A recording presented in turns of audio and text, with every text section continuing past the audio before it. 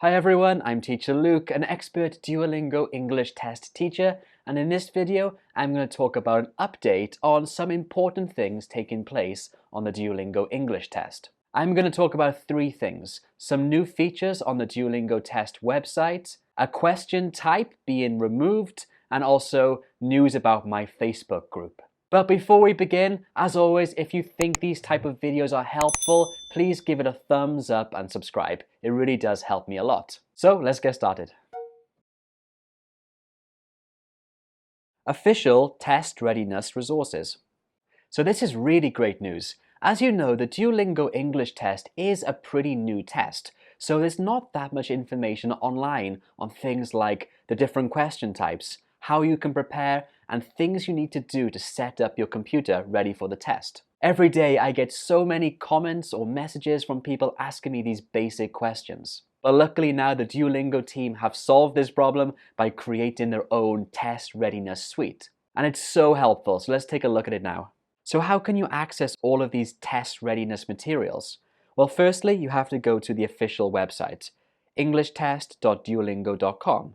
When you get to the website, go over to For Test Takers, scroll down to Prepare for the Test, and here you can access all of the different materials the Duolingo team have created for you.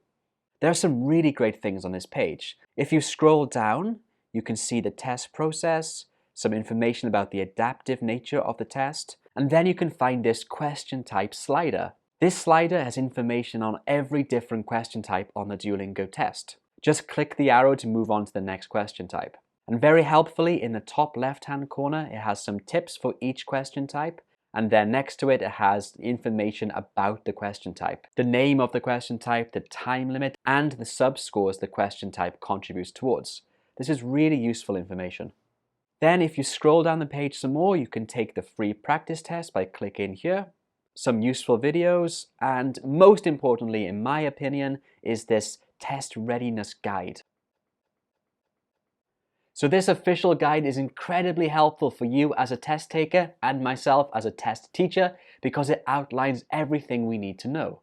It has information on the test structure, how to prepare your environment, the different question types, and at the end it even has some more practice test questions for you to try out. Let's take a look at some of the really useful stuff in this guide.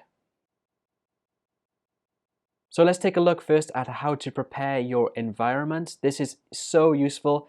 Actually, this is probably one of the most common questions I get on my Facebook group and in YouTube comments. Unfortunately, a lot of people don't prepare their environment well enough, so actually their test cannot get certified. Luckily, the Duolingo test team usually allow you to take the test again for free, but still it's a real pain. So make sure that you read this carefully and make sure your environment is set up properly. It also has things about your equipment and all this useful stuff as well.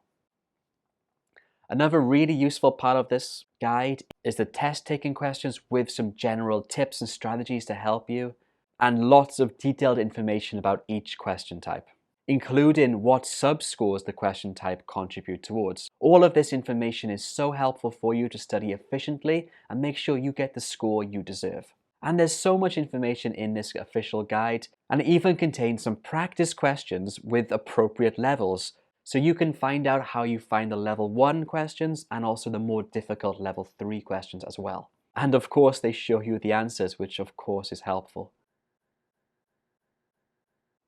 So those are all the new resources the Duolingo test team have created for us. I highly recommend you go to the website and check it out. Also, the link is in the description below just to save you some time. Okay, now let's take a look at update number 2. So update 2 is all about one of the question types, the identify an image in 3 seconds.